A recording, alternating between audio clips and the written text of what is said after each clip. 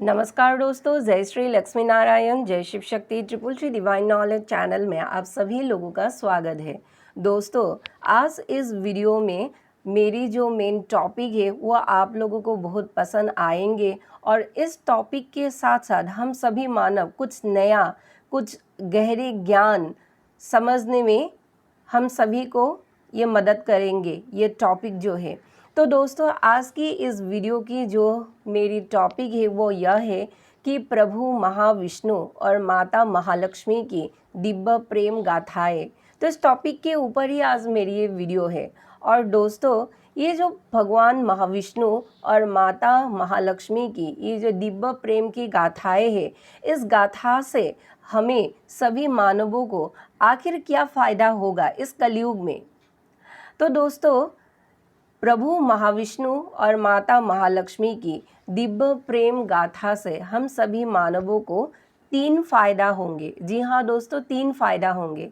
और यह 3 फायदा यह है कि प्रथम, जो हम सभी पुण्य आत्माएं इस पंचभूत के नश्वर शरीर को छोड़कर जब हम बैकुंठ चले जाते हैं, ये हमारे मान्यताएं हैं। ये हमारे शास्त्र में लिखा हुआ है कि जो पुण्य आत्माएं हैं, जो धरती पर पुण्य काम करते हैं, पुण्य कर्म करते हैं, ऐसी आत्माओं को बैकुंठ मतलब विष्णु दूत के जरिए पहुंचाया दिया जाता है। तो इसीलिए हम सभी मानवों में ये मान्यताएं हैं। तो हम जब पुण्य आत्मा, सनातनी पुण्य आत्मा जब इस धरती में इस नश्वर शरीर को छोड़कर बैकुंठ चले जाएंगे, तब हमें उस बैकुंठ की स्वामी प्रभु महाविष्णु एवं स्वामिनी माता महालक्ष्मी की तौर तरीके को हम उस तौर तरीके में खुद को ढालने में हमें बहुत मदद मिलेंगे इस गाथा को सुनकर। क्योंकि अगर शरीर रहते ही हम महाविष्णु और माता महालक्ष्मी की गाथा को सुनते हैं और वो गाथा हमारे जहन पर हम अगर इसे समा लेते हैं, तब जब हम शरीर छोड़ देंगे तब जाके ये गाथाएं हमें उस लोक में मदद दिलाएंगे। जी हाँ दोस्तों, क्योंकि हमारे जो है शरीर मरते हैं, लेकिन इस शरीर में छुपे हुए जो आत्मा की ज्ञान है, वो ज्ञान ना कभी मरते हैं ना कभी मिटते हैं। जी हाँ दोस्तों, इसीलिए कहती हूँ कि अगर हम ये गाथाएं सुन लेते हैं तो प्रथम हमें उस माहौल में जाने में, उस लोक में एंट्री करने में ये हमें सुविधा होंगे।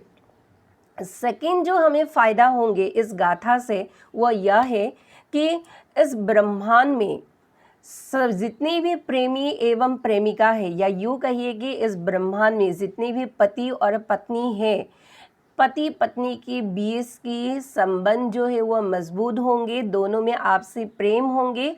और इस ब्रह्मांड की जो प्रेमी प्रेमिका है, जो असली वाले प्यार की महत्ता नहीं समझते हैं, सिर्फ जंगली प्यार को ही ये महत्ता देते हैं, तो ऐसे जंगली प्यार भी सुधार में आएंगे प्रभु महाविष्णु और माता महालक्ष्मी की इस दिव्य प्रेम गाथा से। तीसरा जो मानवों को फायदा होगा दोस्तों इस महागाथा से वो यह है कि सिर्फ इस ब्रह्मांड की ही नहीं, ये करोड़ों ब्रह्मांड की स्वामी प्रभु महाविष्णु और करोड़ों ब्रह्मांड की मालकिन माता महालक्ष्मी की हम दिव्य चरित्र एवं दिव्य प्रेम गाथाएं एवं लीलाएं हम इस वीडियो के थ्रू से उसे सुनेंगे, उसमें उसको आत्मा में धारण करेंगे और खुद में अप्लाई करेंगे, हर पुरुष और हर स्त्री शक्ति।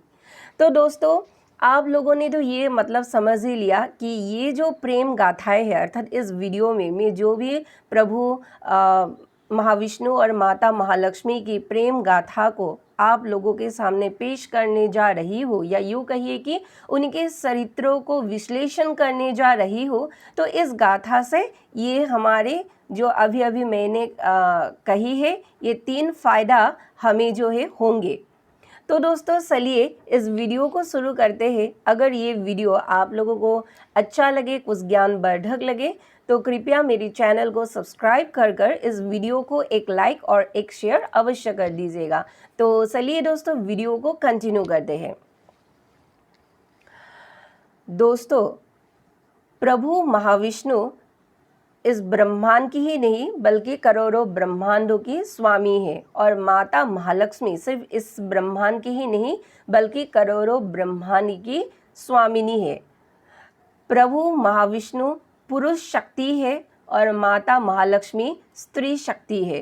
तो प्रभु महाविष्णु की अंदर जो दैवीय तत्व छुपा है, या यूँ कहिए प्रभु महाविष्णु की जो सात्विक ऊर्जा है, जो शौर्य है, जो वीर्य है, वह शौर्य, वीर्य, सात्विक ऊर्जा एवं उनकी दैवीय तत्व को सिर्फ और सिर्फ इस ब्रह्मांड की स्वामिनी और इस पूरे करोड़ों ब्रह्मांड की स्वामिनी माता महालक्ष्मी ही उनके दिल के तार को चेर सकते हैं। जी हाँ दोस्तों, उनके दिल के तार को चेर सकते हैं।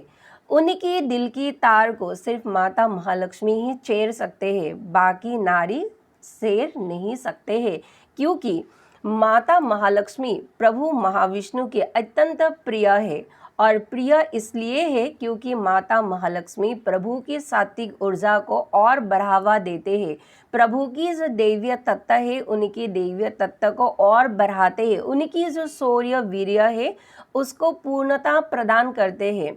इसलिए दोस्तों, प्रभु महाविष्णु की प्रिय पत्नी है माता महालक्ष्मी, या यूँ कहिए कि प्रभु महाविष्णु के हृदय में हमेशा से माता महालक्ष्मी मतलब उनके हृदय में वास करते हैं। तो दोस्तों, दोनों में आपस में गुण मिलते हैं, तालमेल मिलते हैं, दोनों ही पति पत्नी का भूमिका निभाते हैं, किरदार निभाते हैं। इस ब्रह्मांड में ही नहीं, पूरे करोड़ों ब्रह्मांड में सभी देवी देवता इनकी प्रेम की, दिव्य प्रेम की साक्षी है। तो दोस्तों, प्रभु महाविष्णु एक सात्विक देव है जैसे कि मैंने कहा, और माता महालक्ष्मी एक सात्विक स्त्री शक्ति है। दोनों की पूरक है। ये दोनों एक दूसरे से मतलब कभी भी जुदा नहीं रह सकते, या यूँ कहिए कि ये दोनों एक दूसरे की शक्ति है। अर्थात आप यह भी कह सकते हैं कि ये दोनों महाशक्ति अर्धनारीश्वर ऊर्जा से मतलब संबंधित है। जी हाँ दोस्तों, एक अगर स्त्री शक्ति है, एक पुरुष शक्ति है, एक अगर पुरुष शक्ति है तो एक स्त्री शक्ति है, और दोनों पवित्रता से भरे हुए हैं।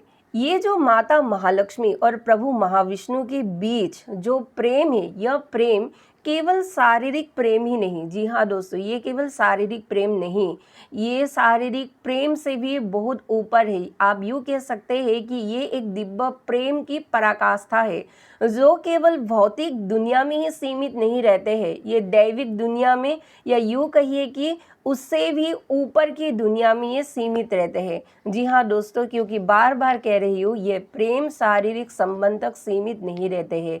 यह प्रेम है आत्मा की मिलन की, यह प्रेम है स्त्री और पुरुष शक्ति की मिलन की। तो दोस्तों, उन दोनों में जो प्रेम है वो प्रेम इतना गहरा है, इतना पवित्र है, इतना उस प्रेम में शक्ति है कि बीच में कोई भी आ जाए उनकी प्रेम की शक्ति को कभी भी हिला नहीं सकते। और दोस्तों, जब प्रभु महाविष्णु इस धरती पर अवतार लेते हैं, कभी वह राम के रूप में अवतार लेते हैं, तब उनकी ही फीमेल एनर्जी जो माता महालक्ष्मी है, वो माता सीता के रूप में अवतरित होते हैं धरती पर। जब प्रभु महाविष्णु भगवान कृष्ण के रूप में अवतरित होते हैं, तभी उनकी स्त्री शक्ति देवी राधा के रूप में अवतरित होते हैं। और जब वही परम शक्ति, वही परम ब्रह्म ईश्वर जब बुद्ध रूप में आते हैं, तो उनकी ही स्त्री शक्ति यशोधरा रूप में बुद्ध की मतलब उद्देश्य को और भी गति प्रदान करने के लिए इस सृष्टि में आते हैं। लेकिन दोस्तों, जब अवतार लेते हैं तो इन अवतारों की लीलाओं में हमने धर्म ग्रंथ में हम सभी ने पढ़ रखा है कि इनकी प्रेम को फूट देने के लिए बीच बीच में राक्षसी शक्ति आते हैं, वो चाहे रावण हो या वो चाहे देवी भगवती राधा की पति रायन हो जो रावण की ही पुनर्जन्म है, या शूर्पणखा हो या देवी अलक्ष्मी हो। तो दोस्तों, ये जो सभी जो मतलब ये राक्षसी शक्ति आते हैं, आप लोगों ने ये तो सुन ही रखा है कि जो परम ब्रह्म है या परम ब्रह्म की जो शक्ति है, परम भगवती, ये दोनों पूरे सृष्टि के माता एवं पिता है। तो राक्षस जो मतलब रावण था और जो शूर्पणखा था, या यूँ कहिए कि जो देवी अलक्ष्मी थी, देवी अलक्ष्मी मतलब माँ लक्ष्मी की बहन थी, लेकिन फिर भी अगर उनको माता रूप में अगर हम सोचे या समझे माँ महालक्ष्मी को, तो एक्चुअली ये शूर्पणखा, ये रावण, ये रायन, ये देवी लक्ष्मी, इनकी ही तो संतानें हैं, इनकी ही संतानें हैं। क्योंकि देवी राधा हो, माता सीता हो या यशोधरा हो, ये माँ आद्य शक्ति के ही रूप है। और जो राम है, जो भगवान कृष्ण है, या यूँ कहिए जो भगवान बुद्ध है, ये सब भी उस परम ब्रह्म भगवान की ही पुरुष शक्ति है। तो दोस्तों, इनके सच्चे प्रेम को जो भी लोग तोड़ने के लिए आते हैं, या यूँ कहिए कि वो सभी लोग महापाप के भागी बनते हैं। जी हाँ, इसलिए दोस्तों रावण का विनाश हुआ है माता सीता के थ्रू। एक्चुअली इसमें भी एक कारण है, माता सीता में और एक एनर्जी घुस गई थी जो वेदवती थी। वो कहानी जो है मैं किसी दूसरे वीडियो में आप लोगों को समझाऊंगी। जो उन्होंने प्रतिशोध पूर्ण किया रावण के प्रति, माता सीता में ही समाहित होकर दोनों स्त्री शक्ति एक साथ बदला लेती है रावण से। और दोस्तों मतलब रायन जो देवी राधा के पति थे, तो रायन भी अंत में माँ राधा कौन है ये जान चुकी थी, और तब से माँ राधा की ये भक्त बन गए थे, अर्थात ये रायन। लेकिन कहते हैं ना कि पुनर्जन्म तो मतलब पीढ़ी वर पीढ़ी वो मतलब ऐसे गति करते हैं अपने मतलब डिजायर्स को पूरा करने के लिए, अपने प्रतिशोध को बढ़ावा देने के लिए। तो दोस्तों, ये संतान ही थे भगवान और भगवती की। इस कहानी के थ्रू मैं आप लोगों को क्या समझाना चाहती हूँ, मैं यही समझाना चाहती हूँ कि ये जो रावण, ये रायन, ये देवी शूर्पणखा, देवी अलक्ष्मी जो भगवान और भगवती के सच्चे प्रेम को तोड़ना चाहती थी, ये एक्चुअली महापाप की भागी बने हुए थे। क्योंकि माता महालक्ष्मी रायन और या आप यूँ कहिए कि रावण की माता थी। जी हाँ दोस्तों, माता ही हुए ना, पूरे जग की माता है, पूरे ब्रह्मांड की माता है, पूरे करोड़ों ब्रह्मांड की माता है। तो रायन उस ब्रह्मांड की एक छोटा सा अंश है, रावण उस ब्रह्मांड की एक छोटा सा अंश है। तो ये जो रावण और रायन था, ये माता महालक्ष्मी इनकी माँ समान थी, इसलिए ये माँ ही हुआ। क्योंकि हम भी मानव जब माता को पूजते हैं, तब हम भी उससे मतलब उन्हीं के नाम, असली नाम को पुकार कर नहीं हम पूछते हैं, प्रथम माता शब्द इस्तेमाल तो करते हैं ना, वो माँ ही तो हुए हमारी। ठीक उसी तरह रायन और रावण शूर्पणखा एवं देवी लक्ष्मी की माँ ही हुए। और जो भगवान परम ब्रह्म, भगवान जो महाविष्णु थे, वो महाविष्णु भी रावण, रायन, देवी लक्ष्मी या यूँ कही कि शूर्पणखा के पिता समान थे। इसीलिए दोस्तों ये दोष लगा था उन्हीं के ऊपर कि एक पुत्र ने एक माता की गहरी प्यार में पड़ी, और ये प्यार भी नहीं कहना चाहिए, इसे एक जुनून था माता को पाने के लिए। तो पुत्र और माता के बीच जो ये पाप ये जो हुआ, इस पाप की भागीदार वो रावण रायन खुद भोगे। और जो देवी शूर्पणखा, देवी नहीं कहूँगी, राक्षसी शूर्पणखा और जो देवी लक्ष्मी, ये दोनों कैटेगरी की जो मतलब ये स्त्री है, ये भी अपने पिता के प्रेम में पड़े। तो आप लोग सोच सकते हैं कि ये दोनों स्त्री शक्ति और ये मतलब रावण रायन दोनों पुरुष शक्ति अपने पिता और माता के प्रेम में पड़े, तो ये कितना जघन्य मतलब एक पाप है। इस तरह हम सभी मानवों के ऊपर भी ये पड़ते हैं। जी हाँ दोस्तों, हर स्त्री जो भगवान कृष्ण को पति मानते हैं ना, फूट फूट कर रोते हैं पति मानकर उन्हीं के मूर्ति के सामने। मतलब भक्ति दो तरह की होते हैं, एक भक्ति होते हैं भक्त भगवान को जो अर्पित करते हैं, वो है सात्विक भक्ति। और एक है अपने पति में या अपने प्रेमी में वो गुण ना पाकर भगवान के प्रति जो वो मतलब डाल देते हैं वो प्रेम, वो जघन्य पाप है। जी हाँ दोस्तों, आजकल की मतलब लड़कियों को मैं देखती हूँ जो ये भगवान की मतलब प्रेम भी मतलब उस तरीके का प्रेम, मतलब आप समझ गए हैं ना, ये सात्विक प्रेम नहीं है। मतलब ये जो फूट फूट कर रोते हैं, एक्चुअली ये अपनी अंदर जो भावनाओं की तूफान उठते हैं, वही तूफान प्रभु और भगवती के सामने उफेर देते हैं। जी हाँ दोस्तों, ये उस दुख की ही मतलब ये दुख ही मतलब प्रेम की ज्वाला बनकर भगवान के सामने फूटते हैं, क्योंकि वही प्रेम उनकी पति में, वही प्रेम उनकी प्रेमी में, या वही प्रेम मतलब प्रेमिका में नहीं मिला। इसीलिए दोस्तों ये जो प्रेम है ये जघन्य प्रेम है। ऐसे प्रेमों से हम सभी मानवों को काफ़ी दूर रखना चाहिए, क्योंकि प्रभु का स्थान हम सभी मानवों के लिए पिता समान है, एवं माता का स्थान वो सभी मानवों के लिए माता समान है। वो चाहे देवी सीता हो, वो चाहे देवी राधा हो, या चाहे वो देवी यशोधरा हो, वो चाहे प्रभु राम हो, वो चाहे प्रभु कृष्ण हो, वो चाहे प्रभु बुद्ध हो। तो ये जो कंसेप्ट था मानव और भगवान के बीच, ये बीच की जो कॉन्सेप्ट था, कहाँ में फंसे हुए हैं हम सभी मानव, इस कॉन्सेप्ट को मैंने इस वीडियो के थ्रू आप लोगों को क्लियर कर दिया। अब आप लोगों की बुद्धि कितनी हद तक ये मतलब समझ पाते हैं, ये आप लोगों के ऊपर है। तो दोस्तों ये तो मैंने क्लियर कर दिया।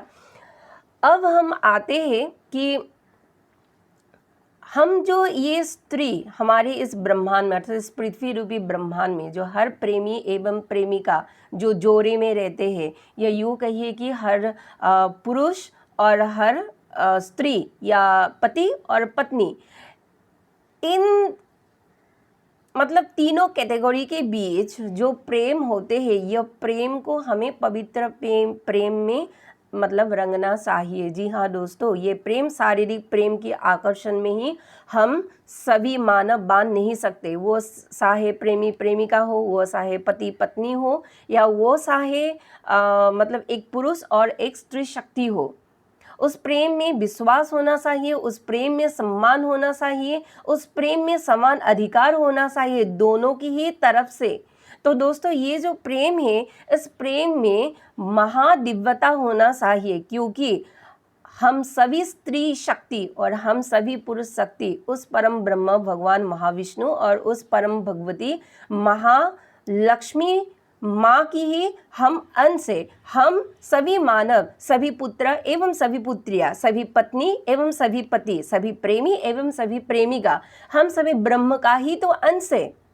तो इसीलिए दोस्तों ब्रह्म का अंश होने के नाते उनके अंदर जो दिव्यता बहते हैं, उनके अंदर जो शौर्य, जो वीर्य, जो साहस, जो मतलब दिव्य प्रेम, उनकी जो पवित्रता वो जो धारण करते हैं, वो सभी गुण हम मानवों में भी मतलब अंदर छुपी हुई है। सिर्फ इस कलियुगी माया के कारण वो कहीं ना कहीं ढक चुका है। और इसीलिए दोस्तों इस युग परिवर्तन की, इस महादौर की, इस अंत के समय में हमें अपनी उस दिव्य गुण, उस दिव्य प्रेम, उस दिव्य अदम्य साहस, वो वीरता, वो भगवान विष्णु की तरह शौर्य, वीर्य, वही कला हमें फिर से हमारे आत्मा की गहराई से हमें मतलब उभरना है। जी हाँ दोस्तों, क्योंकि हम ब्रह्म की अंश है। तो दोस्तों कई लोग बोलते हैं कि ये संभव नहीं है। मैं कहती हूँ बिल्कुल संभव है। अरे भाई, जब आप लोगों ने ये कहानी तो सुनी ही है, माता महाकाली इस ब्रह्मांड की सबसे मतलब शक्तिशाली देवी है। शक्तिशाली देवी होने के बावजूद भी उनके अंदर दया है, ममता है, और सिर्फ दया और ममता नहीं, तामसिक शक्ति भी उनके अंदर है। लेकिन वो अपनी क्रोध एवं तामसिक शक्ति को समय समय के साथ परिस्थिति अनुसार स्थान काल पात्र वेद उसे क्या करते हैं, प्रयोग करते हैं। मतलब ऐसे ही प्रयोग नहीं कर देते हैं, मतलब ऐसे वाली परिस्थितियां उत्पन्न होना चाहिए, तब माता महाकाली ये मतलब संहारक रूप, रौद्र रूप लेते हैं। और जो माता महाकाली की ही जो परम शक्ति है, जो परम पुरुष की जो ऊर्जा है, वो मतलब उसे रिप्रेजेंट करते हैं भगवान महाकाल, जो हम बाबा कहते हैं, बाबा महाकाल। जो आप लोग कहते हैं ना, जय लाडेश्वर महाकाल, ये यूँ कहिए कि जो भी आप लोग कहते हैं अपने भक्ति अनुसार। तो मैं तो परम ब्रह्म महाकाल या पिता महाकाल ही कहती हूँ, जो मेरी गुरु भी है, भगवान विष्णु और भगवान महादेव। तो हरिहर की, हरि और हर में कोई भी भेद नहीं है। जो हरि है वह हरि है, जो हर है वही हरि है। तो इस डिफरेंस को हम सभी मानव या भक्त को समझना चाहिए। तो कहाँ पर थी हम कि जो मतलब माता महाकाली है, और उसी महाकाली की जो शक्ति है मतलब प्रभु महाकाल, ये प्रभु महाकाल माता महाकाली की ही पुरुष शक्ति है। तो दोस्तों, जब तारकासुर ने इस पृथ्वी में तांडव मचाया था, तभी जो है ब्रह्मदेव के वर के अनुसार माता महाकाली या यूँ कहिए कि प्रभु महाकाल तारकासुर को मार नहीं सकते थे। तब क्या किया, देवताओं ने एक प्लानिंग बनाया, इसे आप प्लानिंग प्लॉटिंग भी कह सकते हैं, कि इनकी ही, इन दोनों महाशक्तियों की अंश की मतलब ऊर्जा से ही एक ऐसा अंश तैयार हो, जिस अंश की ऊर्जा जब पूर्णता प्राप्त हो, तो उसी ऊर्जा या उसी मतलब अंश की शक्ति से तारकासुर का दमन किया जा सके। और जो इतिहास मतलब दोहराया भी ये कहानी कि जब मतलब भगवान महाकाल या माता महाकाली की वो कार्तिक, वो जो 71 रूपी जो शक्ति है माता महाकाली और बाबा महाकाल की, वो शक्ति जब पूर्ण रूप में आए, और वो ही शक्ति ने जब अपने जो ये दंड जो लेते हैं ना, सभी देवी देवता के एक अस्त्र होते, उसी अस्त्र में उन्होंने अपनी माता की शक्ति को समाहित किया था, और उसी अस्त्र से और उन्हीं के अंदर जो पूर्ण शक्ति, शौर्य एवं वीरत्व है, उसी से ही तारकासुर का दमन किया था। ब्रह्म का अंश है, ब्रह्मानी की अंश है, इसीलिए ब्रह्म की अंश होने के कारण या ब्रह्मानी की अंश होने के कारण उनके अंदर जो साहस, शौर्य, वीरत्व, देवत्व जो है, वो सभी शक्ति भगवान कार्तिकेय के पास मौजूद थे। तो इसी तरह हम जो सभी मानव उस ब्रह्म का ही अंश है, वही ब्रह्म शक्ति की ही जो अंश है, अर्थात माता महालक्ष्मी और भगवान महाविष्णु, या यूँ कहिए कि वही महालक्ष्मी जब रौद्र रूप में आती है तो माता महाकाली बन जाते हैं, और वही सात्विक पुरुष ऊर्जा जब भगवान विष्णु सात्विकी को छोड़कर जब रुद्र रूप में आते हैं, तो वह बाबा महाकाल या प्रभु महाकाल बन जाते हैं। तो दोस्तों, बात वही है कि भगवान विष्णु हो या भगवान महादेव हो या सृजनकर्ता भगवान ब्रह्मा हो, इन त्रिदेवों की शक्ति हम सभी मानवों के अंदर निहित है, या यूँ कहिए कि सभी मानवों की स्त्री शक्ति के आत्मा में भगवती महाकाली, भगवती महालक्ष्मी और भगवती जो शुभ्रबस्तवृता माँ सरस्वती है, शुभंकरी शक्ति, ज्ञान की शक्ति, बुद्धि की शक्ति, अंतरात्मा की धनी की शक्ति, इतनी शक्ति हम सभी मानवों में विद्यमान है। इसलिए दोस्तों, हम ब्रह्म की अंश होने के नाते हम सभी स्त्री शक्ति या पुरुष शक्ति, या यूँ कहिए कि पत्नी, पति, प्रेमी, प्रेमिका, स्त्री, पुरुष, इन तीनों कैटेगरी की मतलब हम सभी मानव में उनकी ही अंश, उनकी ही दिव्यता, उनकी ही पवित्रता, उनकी ही मतलब समान हमारी गुण हमारे अंदर निहित है। सिर्फ कलियुगी माया के कारण ये जो शक्तियाँ है हमसे लुप्त हो गया है, और उसी शक्ति को पुनर्वार के लिए हमें जो है उत्थान करना है इसी शक्ति का। जी हाँ दोस्तों, क्योंकि कालनेमी का जो असुर है वो इस पृथ्वी पर जाग गया है, और पश्चिमी माया जो है, ये पश्चिमी माया हमारे इस पूर्वी जगत में, इस दिव्य जगत में ना आ पाए, इसके लिए हमें ये पूर्वी भारत की या यूँ कहिए जो पूर्वी जनता है, अर्थात हम आप लोग सभी लोग मिलकर हमें जागना है और उसके अकॉर्डिंग हमें चौकन्ना रहना है। अपने कान, अपने आँख और अपनी बुद्धि को खोल कर रखना है।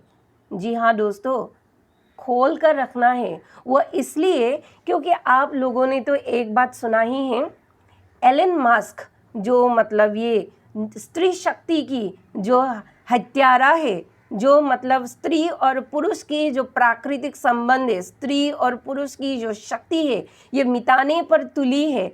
इसी पश्चिमी माया, इसी कालनेमी असुर को हमें रोकना है। और ये जो प्लानिंग प्लॉटिंग है, ये दत्त गुरु शुक्राचार्य की ही काली माया है। और इसीलिए वही पश्चिमी शक्ति, वही काली माया, वही कालनेमी की असुर की माया हमारे इस भारत भूमि पर ना आ पाए, इसके लिए अभी से ही हमें प्रिपेयर रहना है। अभी ये पश्चिम में हुआ है, वो भारत कभी भी आ सकते हैं। इसीलिए दोस्तों हमें अब से जागना है।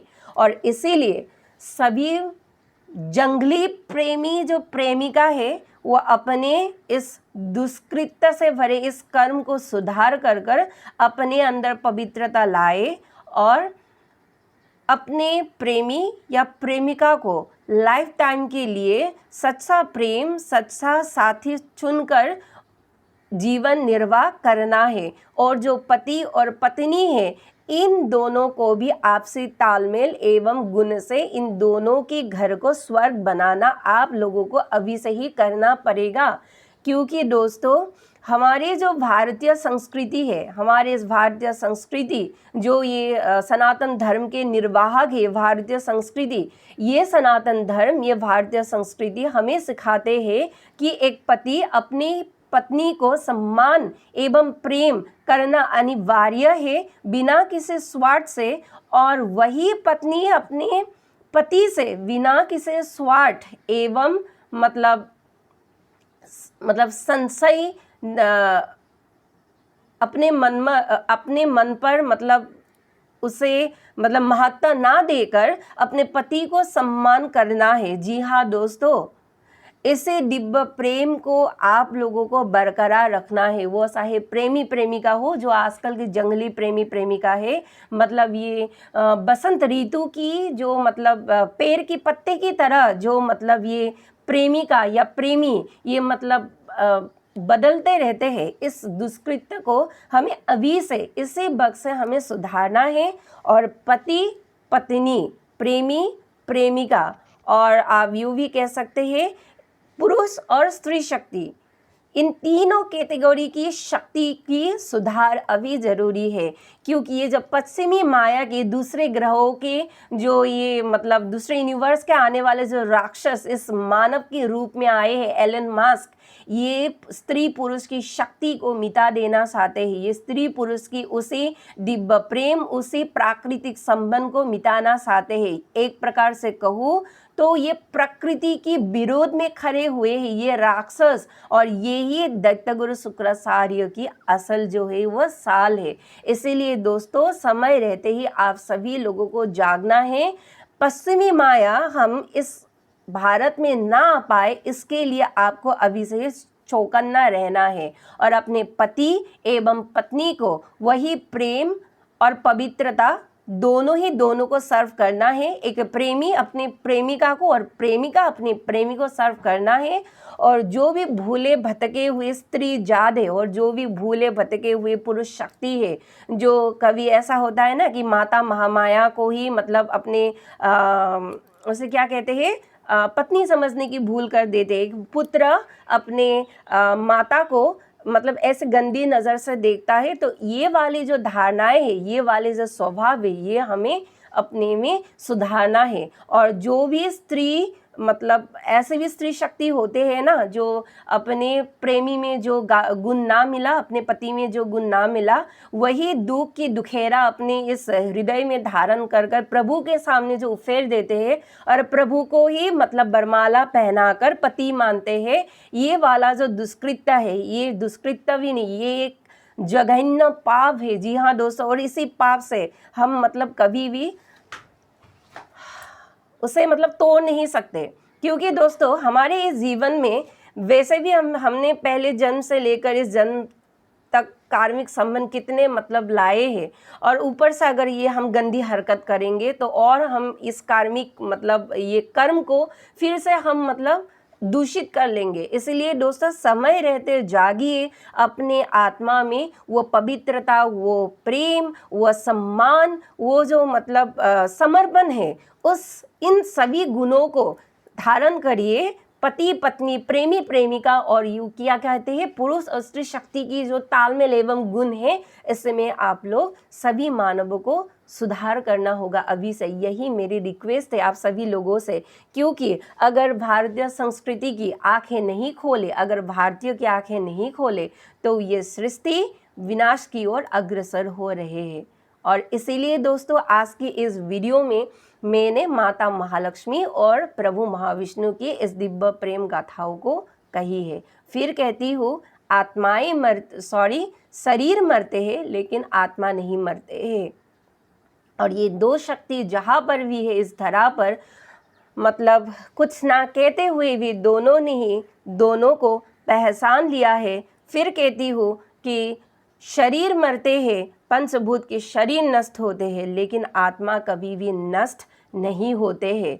वो जन्म जन्म के उस प्यार को, जन्म जन्म के उस कर्म को, जन्म जन्म के उस उद्देश्य को वो दोनों शक्ति समझ लेते हैं, क्योंकि माता महालक्ष्मी इस पूरे ब्रह्मांड के संचालक शक्ति है और प्रभु महाविष्णु भी इस पूरे ब्रह्मांड की या करोड़ों ब्रह्मांड की संचालक शक्ति है। दोनों का ही ये उद्देश्य है, इस पृथ्वी को संचालन करना। इसीलिए मानव को इसी बीच घुसना नहीं चाहिए। तो आज के लिए इतना ही दोस्तों। अगर मेरी ये वीडियो आप लोगों को कुछ ज्ञानवर्धक लगे, अगर आप कुछ इस वीडियो से आपको कुछ नैतिक ज्ञान मिला, भविष्य के लिए आपको कुछ एक धार्मिक सूत्र मिले अगर इसी ज्ञान से, तो कृपया मेरे चैनल को सब्सक्राइब कर इस वीडियो को एक लाइक और एक शेयर अवश्य कीजिए। तो आज के लिए इतना ही दोस्तों, धन्यवाद।